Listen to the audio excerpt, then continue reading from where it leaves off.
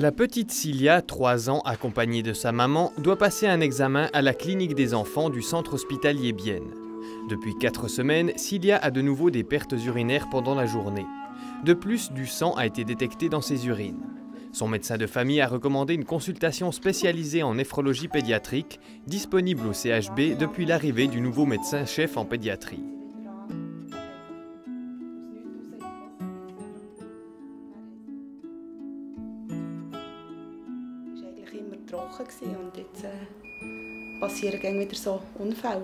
On s'occupe de patients qui ont des maladies des reins ou des voies urinaires, soit congénitales, soit acquises. C'est des patients qui ont des infections urinaires, des patients avec l'hypertension artérielle, mais je m'en occupe aussi de patients avec des maladies rénales chroniques, jusqu'aussi à des patients qui ont des insuffisances rénales.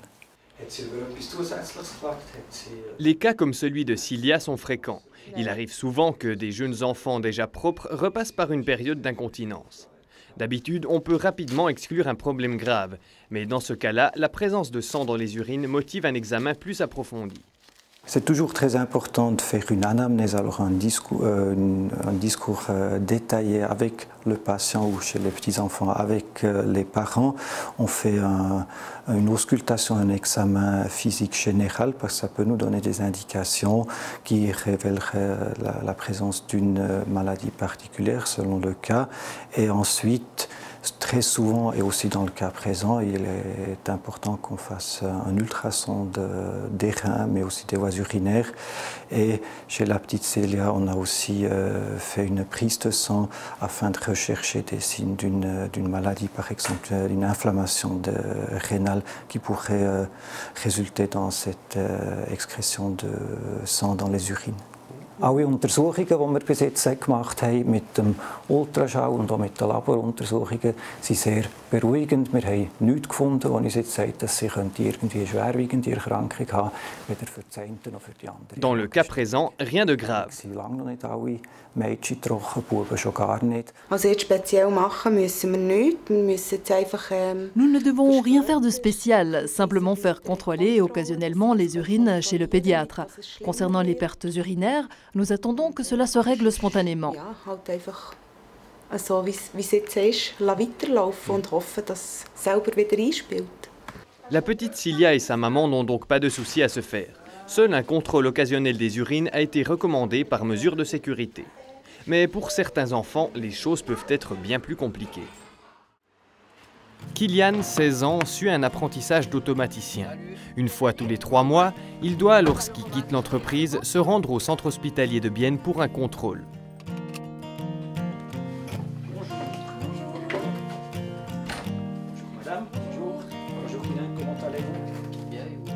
À l'âge de 2 ans, Kylian était tombé malade. Les premiers jours, on a pensé que c'était une simple gastroentérite. Et ensuite, j'ai très vite remarqué que c'était beaucoup plus grave. Mais au début, on ne savait pas ce qui se passait. Donc c'est vrai, on était inquiets. Mais on n'avait aucune idée vraiment de quoi il s'agissait. Ça allait plusieurs jours jusqu'à ce qu'on a été fixé. Et les médecins ont alors découvert que Kylian souffrait d'un syndrome hémolytique urémique, une maladie peu fréquente touchant principalement les enfants en bas âge. En Suisse, on compte environ 20 cas par année. C'est une maladie qui touche les globules rouges, qui résulte dans une anémie, un manque de sang et dans une atteinte rénale aiguë avec une perte de fonction pendant la phase aiguë.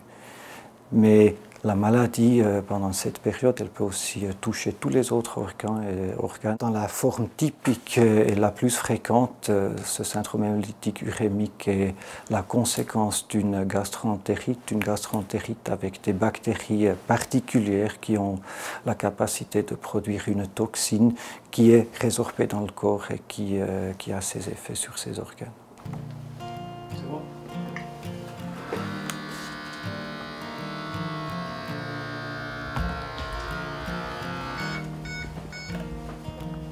Pendant la phase aiguë, Kylian il était très malade. Il a eu besoin de transfusion. Il a eu une dialyse péritonéale pendant à peu près 3 semaines. Heureusement, et comme la majorité des enfants, il a bien récupéré de cette maladie. Mais l'atteinte rénale était d'une telle importance de cette phase aiguë que maintenant, avec les années, le développement des reins n'a pas pu suivre et il a eu une perte de la fonction rénale continuelle avec l'apparition des conséquences suite à cette insuffisance rénale, ces conséquences qu'on est en train de traiter maintenant. Alors, au déjeuner, bicarbonate de sodium, calcium carbonate. Au souper, c'est nouveau calcium carbonate ou 2. Un traitement qui varie régulièrement suivant l'évolution de la maladie. Kylian a une longue liste de médicaments qu'il doit prendre chaque jour. Le nombre de médicaments qu'on doit prescrire à un patient dépend en fait de la fonction de ses reins. Parce que les reins, ils n'ont pas seulement une fonction d'élimination des produits du métabolisme, les reins règlent plein d'autres phénomènes dans le corps. Et si les reins cessent leur fonction peu à peu, le patient commence à souffrir de plus en plus de complications. S'il y a l'occurrence d'une hypertension artérielle, comme chez le cas de Kylian, et on traite ça avec des médicaments contre la pression, il y a aussi dans ce stade-là de la maladie un dysfonctionnement du métabolisme osseux. C'est pour ça qu'il a des médicaments de la vitamine D et des autres.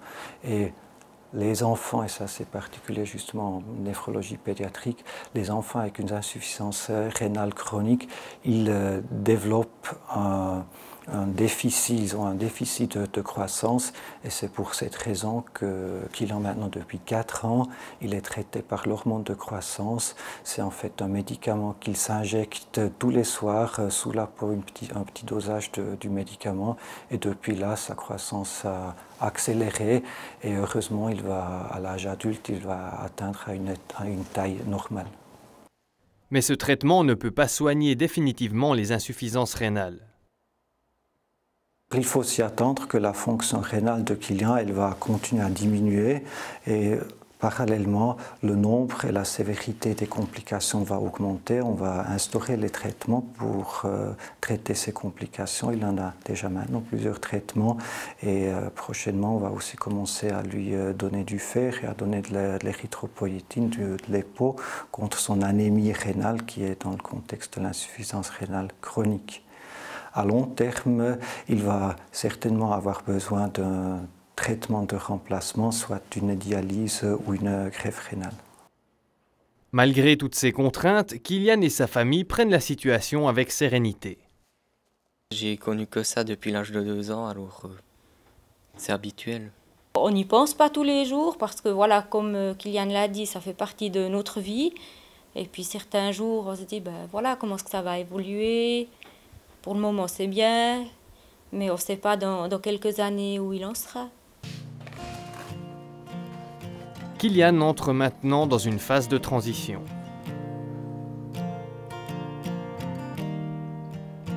En général, en pédiatrie, en Suisse, on s'occupe des adolescents jusqu'à l'âge de 16 ans, mais c'est connu que les patients qui présentent des maladies chroniques, ils en profitent parfois si on les garde encore 1 année ou 2 ans plus longtemps chez nous, dans la situation qu'ils connaissent déjà. Et on parle maintenant des consultations de transition où on les prépare pour la remise dans le domaine de la médecine adulte. Alors vous me téléphonez quand vous avez les résultats de la prise de sang? On fait comme d'habitude, je vous téléphone demain ou après-demain pour dire s'il faut adapter aussi le traitement. Très bien, oui. Merci. Ainsi, le suivi de Kylian pourra continuer de se faire au centre hospitalier Bienne, mais en néphrologie pour les patients adultes. Au revoir, bonne journée. Au revoir tout le monde, à la prochaine.